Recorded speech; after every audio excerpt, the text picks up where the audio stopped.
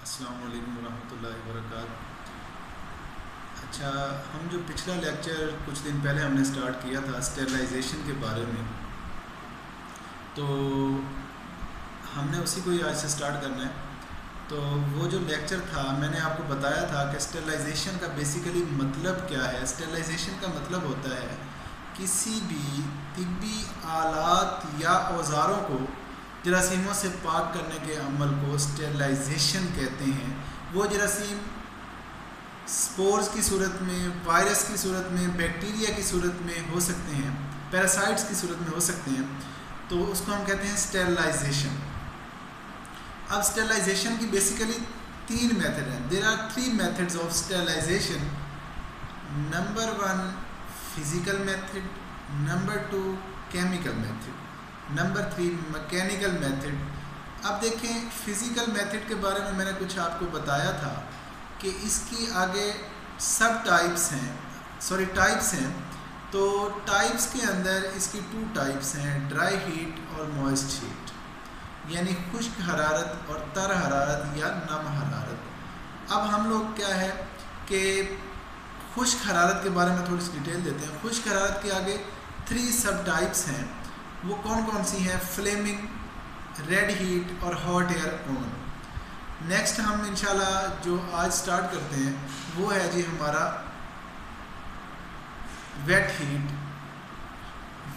तर हरारत या नम हरारत। उसके बारे में उसकी थ्री टाइप्स हैं, यानी at temperature below 100 degree centigrade, यानी 100 डिग्री सेंटीग्रेड से कम टेम्परेचर पर हम क्या काम करते हैं या क्या प्रोसीजर करते हैं। उसके बाद है eight temperature at 100 degree centigrade, यानी 100 डिग्री सेंटीग्रेड टेम्परेचर पर क्या काम हम करते हैं। उसके बाद है at temperature above 100 degree centigrade, यानी 100 डिग्री सेंटीग्रेड से ज़्यादा टेम्परेचर पर हम क्या काम करते हैं। ये हैं जी हमारी मॉइस्ट हीट, वेट हीट की तीन टाइप्स। आगे अब इसको हम डिटेल देते हैं। तो सबसे पहले हमारी टाइप थी कि at temperature below 100 degree centigrade, यानी 100 डिग्री सेंटीग्रेड से कम टेम्परेचर पर क्या काम किया जाता है या इस अमल को कैसे किया जाता है। तो मैं आपको बता देता हूँ कि pasteurisation of milk is done by this method, यानी पास्चुराइजेशन ऑफ मिल्क यानी दूध की जो पास्चुराइजेशन की जाती है इस अमल के ज़रिए से की जाती है। अब उसके लिए टेम्परेचर कितना रिक्वायर होगा हमें? उसके लिए जो टेम्परेचर रिक्वायर होगा वो होगा 63 degree centigrade to 66 degree centigrade for half hour, यानी आधा घंटा टाइम चाहिए होगा और 63 से 66 डिग्री सेंटीग्रेड इसके लिए टेम्परेचर चाहिए होगा पास्चुराइजेशन ऑफ मिल्क। तो दूसरी जो हमारी टाइप है वो है G at temperature at 100 degree centigrade, यानी 100 डिग्री सेंटीग्रेड टेम्परेचर पर क्या काम किया जाता है। तो देखिए इसके अंदर इसकी आगे डिवीजन करते हैं तो दो टाइप्स हैं। सबसे पहले है जी बॉयलिंग और नंबर टू पे है टेंडरलाइजेशन, यानी 100 डिग्री सेंटीग्रेड पर ये दो काम किए जाते हैं। अब आपको पता है कि बॉयलिंग के ज़रिए से हम उन औज़ारों को जो कि जरासीम आलूदा हो चुके होते हैं उनको जरासीमों से पाक करने के लिए इस्तेमाल करते हैं। तो जब हम उसके लिए सिंपल बॉयलिंग का अमल करते हैं, यानी जैसे हम घरों में पानी को बॉयल करते हैं एग बॉयल करने के लिए, उसके अंदर स्टीम बनती है, स्टीम के साथ ये हमारे औज़ार स्टेरलाइज हो सकते हैं, लेकिन हम इसको प्रॉपर स्टेरलाइजेशन नहीं कह सकते। नेक्स्ट हमारा जो इसी की अगली टाइप है वो है जी टेंडरलाइजेशन।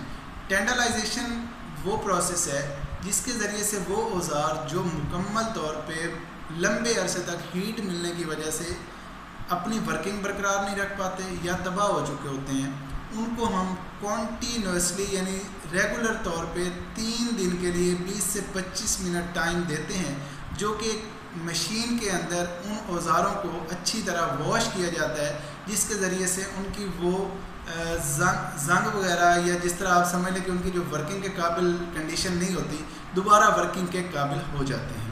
तो ये था जी हमारा eight temperature at 100 degree centigrade.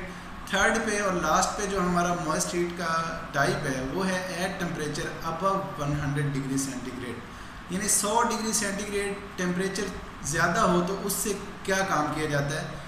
तो इसके ज़रिए से हम ऑटोक्लेविंग का अमल करते हैं। अब ऑटोक्लेव कई इकसाम के होते हैं, तो उसके अंदर औज़ारों को भी टेम्परेचर, किसी औज़ार को टेम्परेचर कम चाहिए होता है, किसी औज़ार को टेम्परेचर ज़्यादा चाहिए होता है। जैसे कि आर्थोपेडिक के इंस्ट्रूमेंट हैं, गायनाकोलॉजी के इंस्ट्रूमेंट हैं, जनरल सर्जरी के इंस्ट्रूमेंट हैं, तो ये हैवी इंस्ट्रूमेंट हैं।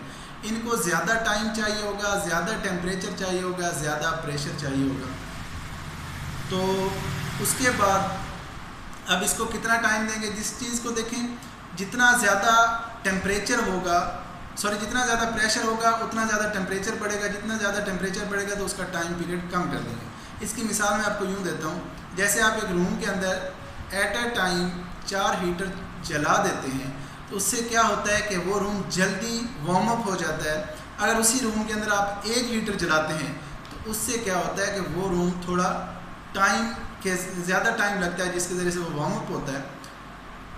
तो उससे ज़रिए से इसी तरह ये ऑटोक्लेविंग का अमल भी है कि जितना ज़्यादा प्रेशर होगा उतना ज़्यादा टेम्परेचर बढ़ेगा, जितना ज़्यादा टेम्परेचर बढ़ेगा उसका टाइम पीरियड कम करते जाएंगे।